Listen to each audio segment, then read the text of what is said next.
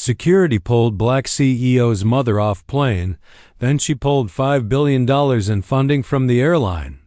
Before we dive in this story, hit the comments and tell us your city or country. Let's see how far this story reaches. If you like the video, please subscribe. The flight was about to depart when two security officers approached row 6. "Ma'am, you'll need to come with us." Evelyn James, 70 years old, soft-spoken, and dressed in a simple blue cardigan, looked up, confused. She clutched her purse. "What for?" They didn't answer. She was the only black woman in first class. They claimed it was a random seat. Check. They escorted her off the plane without explanation. What they didn't know: her daughter was the majority investor behind the airline's largest funding round, and 42 minutes later, that $5 billion vanished. Stay until the end. Evelyn James didn't like attention. She was a retired schoolteacher, mother of 3, and proud to finally be flying first class on her own. Her daughter, Maya James, had arranged everything.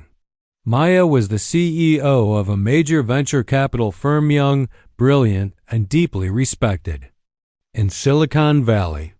Her company had just pledged $5 billion toward the struggling airline's global expansion. It was the kind of funding that kept companies afloat. This flight was just a quick visit to see her grandkids. A simple flight until Evelyn noticed the looks from the flight attendant, from the man across the aisle. She smiled politely and folded her hands. Then security boarded. She thought it was a mistake. Maybe someone lost their seat. But when they asked her to step out for questioning, something inside her knew. It wasn't about rules. It was about who they thought she was and who they assumed she was. In single quotes. Evelyn was led down the aisle like a criminal. Passengers whispered. Some stared. No one helped. In the terminal, security asked if she had paid for her seat, if she could verify her identity. One officer even asked why she was traveling alone. She explained calmly, showed her ID, and retrieved the boarding confirmation. Still, they kept her waiting, sitting beside the gate in full view of travelers for nearly 20 minutes. No apology. No reason. Inside the cockpit, the captain finally radioed ground control asking why the passenger had been removed. No one had a clear answer. "Protocol," someone said. "Suspicious activity," another guessed. Meanwhile, 2,000 miles away, Maya James was preparing for a final video call with the airline's board. The transfer was scheduled. Everything was in motion. Until her phone buzzed. Mom pulled off the flight. No reason. Security involved. Maya's assistant included. The gate number. The flight number. A blurry image of Evelyn sitting alone. Maya paused the call. Said nothing. Then she made 3 phone calls, one to her bank, one to her board, and one to the airline CEO.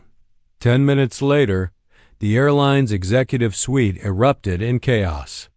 The deal was canceled. No explanation, no negotiation. Just a quiet pull of $5 billion gone before takeoff. And Evelyn? She was quietly reboarded on the next flight, offered champagne, an apology. But the damage was already done. The media got wind of it 2 days later. Black woman pulled from plane, airline loses $5 billion investment overnight. The airline stock plummeted. Executives scrambled to explain. They blamed miscommunication, a junior gate agent, a misunderstanding. But Maya never made a public statement. She didn't need to. The message had been sent loud and clear. You don't get to disrespect our mothers and still profit off our money. For Maya, it wasn't about revenge. It was about justice. The same airline that welcomed her. Money had humiliated the woman who raised her, and the cost was more than financial. It was personal. The story made its rounds on business blogs and TikTok accounts. People were stunned not just by the racism, but by the power of Maya's silent response. No lawsuit, no headlines, just action. Swift, final, Undeniable. The airline's diversity board resigned weeks later. They launched sensitivity training, restructured boarding policies, and issued a formal apology. But Maya never took another call from them again.